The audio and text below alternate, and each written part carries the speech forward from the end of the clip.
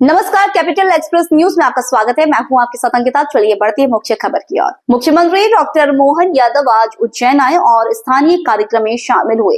इस दौरान उन्होंने बातचीत में कहा कि प्रदेश के धार्मिक शहरों में शराब की दुकानें बंद की जाएंगी। प्रदेश सरकार के मुख्यमंत्री डॉक्टर मोहन यादव आज सुबह फिर उज्जैन आए और सिंधी कॉलोनी में आयोजित शहीद हेमू कलानी के बलिदान दिवस कार्यक्रम में शामिल हुए।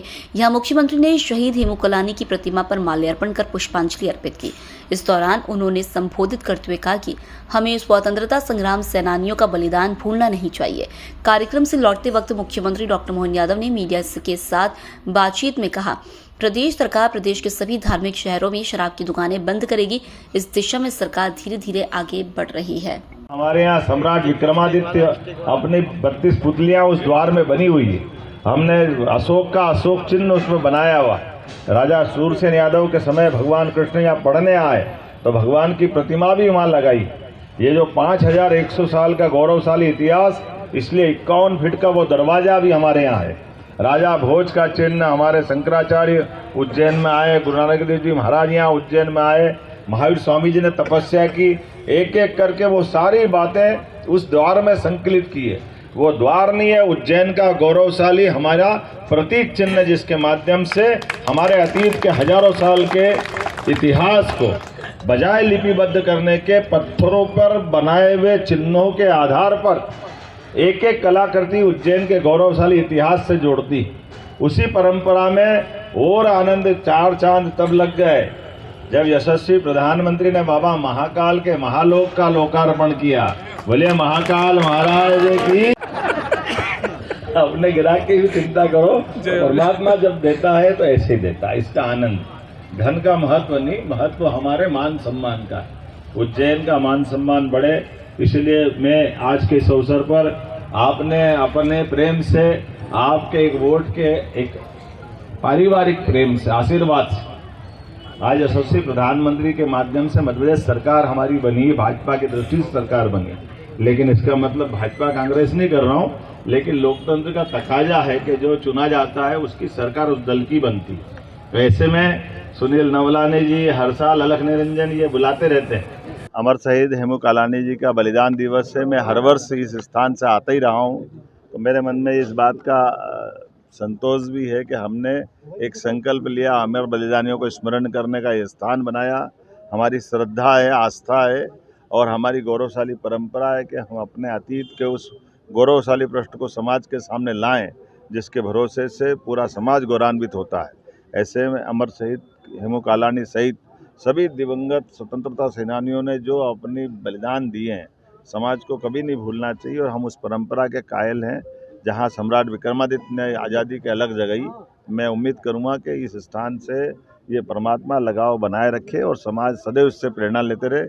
मेरी अपनी ओर से सबको बधाई। भाई साहब, शराबबंदी को हमने कहा है कि हमारी प्रदेश की पॉलिसी है कि हम धार्मिक शहरों से शराबबंदी की तरफ करें और मुझे इस बात का संतोष है कि धीरे धीरे करके हम उस तरफ बढ़ रहे हैं। मारूताल पुलिस ने बीएसएनएल के सेवानिवृत्त बुजुर्ग कर्मचारी संतोष कुमार चौबे की हत्या के मामले में फरार चल रहे 2 आरोपियों को गिरफ्तार कर लिया है। मारूताल पुलिस ने बीएसएनएल के सेवानिवृत्त बुजुर्ग कर्मचारी संतोष कुमार चौबे की हत्या के मामले में फरार चल रहे 2 आरोपियों को गिरफ्तार कर लिया है, जिन्हें न्यायालय में पेश किया गया था, जहाँ कोर्ट ने दोनों आरोपियों को जेल भेज दिया। मारूताल थाना प्रभारी नीलेश धौरे ने जानकारी देते हुए बताया कि 15 दिसंबर 2024 को संजीत चौबे नामक व्यक्ति ने मारूताल थाने में रिपोर्ट दर्ज कराई कि उनके पिता संतोष कुमार चौबे, जो करमेता स्थित पुराने घर के नीचे के फ्लोर में अकेले रहते थे, 14 दिसंबर से लापता थे। सुबह किराएदार दिलीप शाह ने उन्हें बताया कि संतोष कुमार नहीं मिल रहे।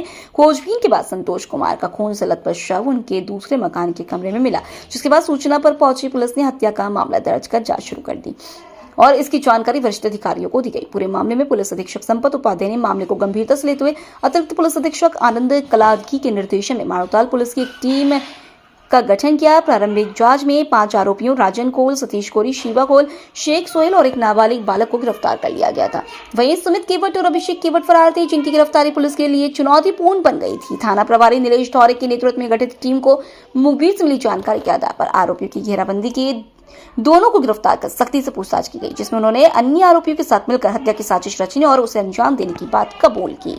भाई जब हत्या के मामले में फरार आरोपियों को गिरफ्तार किया है, क्या कुछ मामला था और क्या वजह सामने आई? विगत एक महापूर्व संतोष चौबे जो नर्मदा परिसर में निवास करता है, उसके घर में उसकी हत्या हो गई थी। इस प्रकरण के कुछ आरोपियों की पूर्व में गिरफ्तारी हो गई थी और 2 आरोपी इसमें फरार चल रहे थे। श्रीमान पुलिस अधीक्षक महोदय के मार्गदर्शन दिशा निर्देशन में तत्परता से कार्रवाई करते हुए जो 2 फरार आरोपी थे, अभिषेक केवट, सुमित केवट, उनकी गिरफ्तारी कर ली गई है।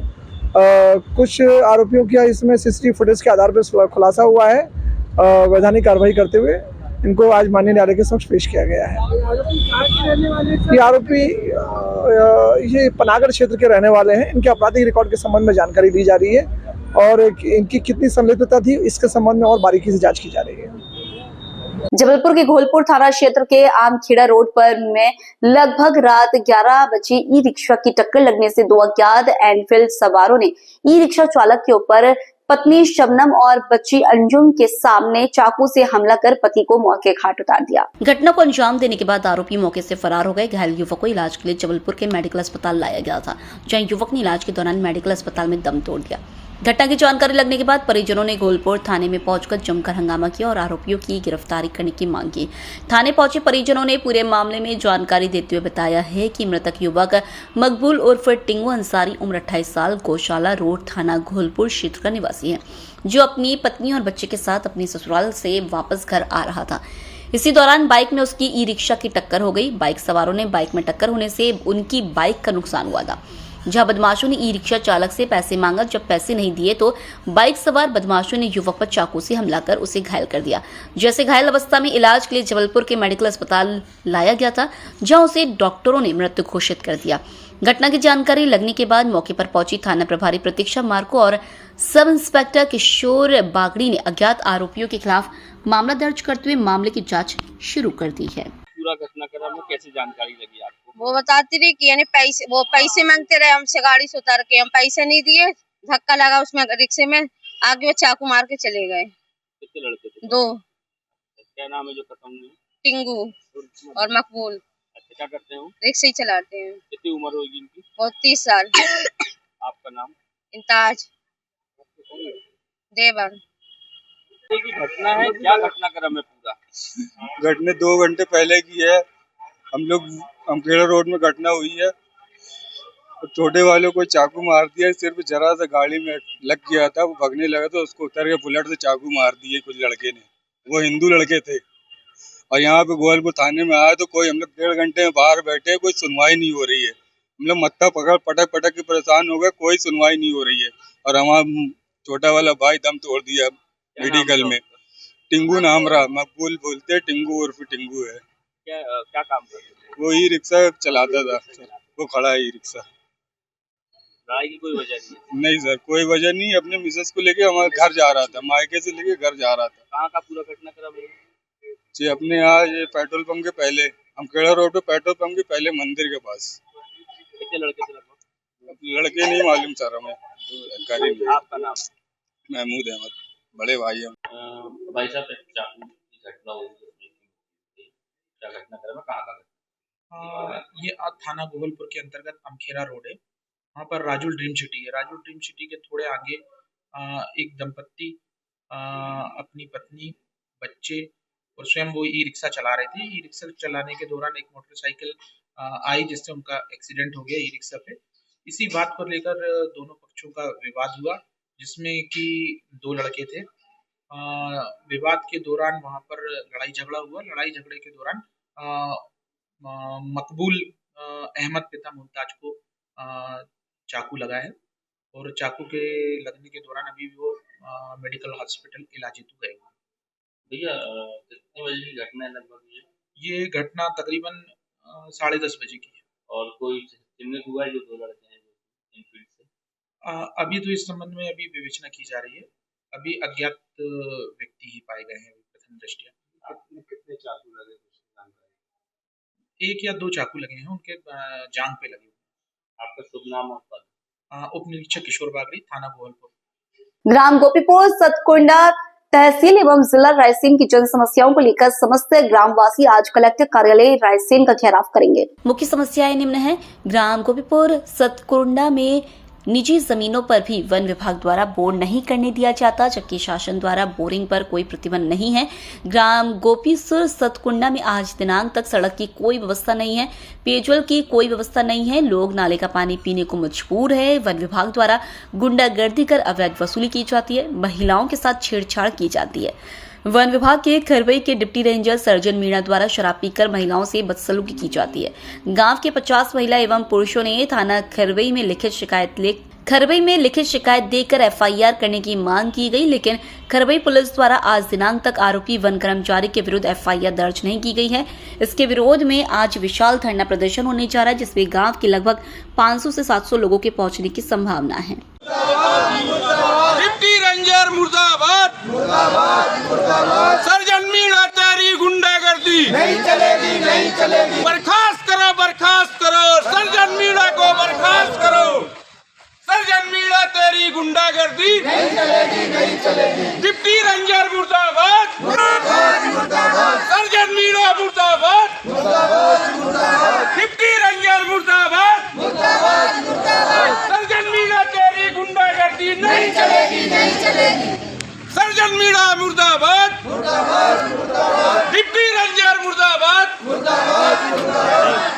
डिप्टी रेंजर बनपाल ये किस तरह की गुंडागर्दी करते हैं, इसके कईयों खुलासे मैंने अपने अखबार और चैनल से किए हैं।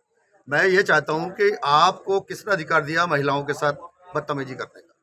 और जब माननीय पूर्व मुख्यमंत्री हमारे शिवराज सिंह चौहान जी ने उसको राजस्व में ला दिया है, ठीक है जी, और एसडीएम साहब, तहसीलदार साहब उसकी रजिस्ट्री पटवारी वगैरह सब कर रहे हैं ज़मीन की, तो आप कौन होते हो उनको पानी से पीने के लिए, खुद के बोर करने के लिए? आप कौन होते हो किसी आदिवासी के घर से लोहा उठा के और ले जाके आप मनमर्जी से? तो अब सवाल तो ये कि आपने वो लोहा उठाया, ऐसी कई चीज़ें आप ले गए, कहाँ रखी हैं आपने, उसके बारे में बताएंगे? तो ये तो इनकी गुंडागर्दी है। और जितने ये पर्यावरण के अपने आप को संरक्षक कहते हैं, मेरे पास एविडेंस है, मैंने छापे हैं डिपार्टमेंट में, आप सीसीएफ साहब से पूछिएगा, आप जो वरिष्ठ हैं सबसे पूछिएगा, एक खुली हम वर्दी पहन के खुली गुंडागर्दी करते हैं। क्या नाम लिखते हैं? मेरा RS सिंह खालसा, मैं राजधानी भोपाल से खोजी पत्रकार हूँ, भगवा पार्टी का। कुंडा के ग्रामीण आए हैं, किस प्रकार का आवेदन दिया, क्या मांग कर? आज गोपीसुर सतकुंडा से काफ़ी सारे लोग आए हैं। उनका ये कहना है कि वहाँ पे जो स्थानीय वन विभाग के जो डिप्टी रेंजर हैं उसके संबंध में उनके ग्रीवेंसेस हैं। उनका कहना है कि लोगों से अच्छे से बात नहीं करते हैं, महिलाओं के साथ में उनका बहुत आचरण है और साथ में पानी वगैरह को लेकर लोग लगाते हैं। तो ये भी कहना है कि गाँव काफ़ी पहले जो है फॉरेस्ट डिपार्टमेंट से रेवेन्यू डिपार्टमेंट को दिया जा चुका, लेकिन इसके बाद भी जो फॉरेस्ट डिपार्टमेंट के लोग जो हैं उसमें अनाधिकृत लोगों का ट्रैकिंग करते हैं, लोग परेशान करते हैं, उसके स्टेटस को पूरा चेक करवा रहे हैं, लोगों के उस पर जाँच करवा के जो भी विधि संगत कार्रवाई होती है। हम लोग ग्राम गोपीसुर सतकुंडा से आए और हमारे गांव में समस्या ये है कि पहले ये वन ग्राम था और पूर्व मुख्यमंत्री जी शिवराज सिंह चौहान जी ने घोषणा करके इनको वन ग्राम से ख़त्म करके राजस्व ग्राम बनाया था, जो कि तहसील में नक्शा भी अपडेट है और वहाँ ज़मीनों की रजिस्ट्रियाँ हो रही हैं और तहसीलदार साहब नामांतरण भी कर रहे हैं। उसके बावजूद भी जब हम वहाँ कुछ घर बनाते हैं या हम बोर कराते हैं या ज़मीन पर कुछ भी काम करते हैं तो फॉरेस्ट के डिप्टी रेंजर सर्जन मीणा जो खरवई के डिप्टी रेंजर है वो वहाँ पर जाते हैं, अड़ीबाजी करते हैं। बोरिंग मशीन में बोर करवाओ तो 50,000 मांगते हैं, बोरिंग मशीन वाले से 50,000 मांगते हैं, वो ले लिया उन्होंने। हमारे सामने की बात है, वीडियो नहीं है मेरे पास, लेकिन मैं उसको बुला दूंगा बोरिंग वाले।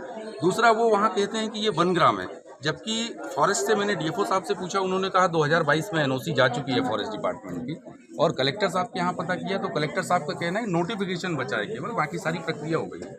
तो उनको, और ये जो वन ग्राम था वो राजस्व ग्राम होकर तहसील के नक्शे में भी ऑनलाइन दिख रहा है, फिर भी फॉरेस्ट के लोग जाके वन ग्राम का हवाला देके गुंडागर्दी करते हैं। परसों उन्होंने डिप्टी रेंजर ने यहाँ सैकड़ों महिलाएं खड़ी हैं, आप पूछिए, उनसे बदतमीजी करी, धक्का मुक्की, माँ बहन की गंदी गंदी गालियाँ दी उनको और धक्का मुक्की कर उनसे मारपीट करी है। इससे पहले भी आवेदन दिया था आपने? वसूली करते हैं भाई साहब। वहाँ जो घर बनाने के लिए प्रधानमंत्री आवास योजना से पैसे आते हैं या कोई निजी घर बना रहा हो तो वन ग्राम का हवाला देकर वो उनसे 25,000 रुपये प्रति घर पहले मांगते हैं और घर बनने के बाद 25,000 रुपये अतिरिक्त मांगते हैं। इसकी शिकायत हमने परसों खरवई थाना में लिखित में की है। 50-60 महिलाएं थी, पुरुष थे गांव के। डिप्टी रेंजर ने जो माँ बहन की गंदी गंदी गालियां दी महिलाओं को, उसके खिलाफ थाना खरवई ने अभी तक FIR भी नहीं की है। 2 दिन हो गया हमें आवेदन। क्या नाम है आपका? अमन शर्मा। क्या है पूरा प्रकरण? सर, मैं वहाँ पे मेरी ज़मीन है, मैं रेणु शर्मा वहाँ मैंने अपनी मेरे खुद के नाम से रेनू शर्मा के नाम से आप सर्च कर सकते हैं, ज़मीनें हैं मेरी निजी ज़मीन में और मेरे नाम की ही ज़मीन में बोर करा रहे थे। और पूरे गांव वालों के उसमें हमने टंकी बनवाई है कि आप वहाँ से सब कोई पानी पीजिए। और हम बोर मशीन ला के वहाँ स्थापित कर दिए, बोर मशीन चालू हो गई, 25 फीट लगभग बोर हो गया। सर्जन मीणा जी आए, बोले ये आपके वन विभाग में है, ये अवैध है, आप ये बोर नहीं करा सकती हैं। और बोर वाले को भी धमकाया, हम लोगों को भी धमकाया और बोरिंग मशीन बंद कर दी। इसके बाद हम लोगों ने जब बोला नहीं बोर होगा, हमारी निजी संपत्ति है और हमारा इसका हमने लिखित में सब जगह एप्लीकेशन डाला है, तो वो कोई लीगल एक्शन नहीं सुने और पैसे मांगे। पैसे उनने पैसे हमने उनको 50,000 दिए हैं, उनने 1 लाख मांगा था, तो हमने 1 लाख मांगने से मन कर खुद ही फंस जाएंगी आप कह रहे हैं।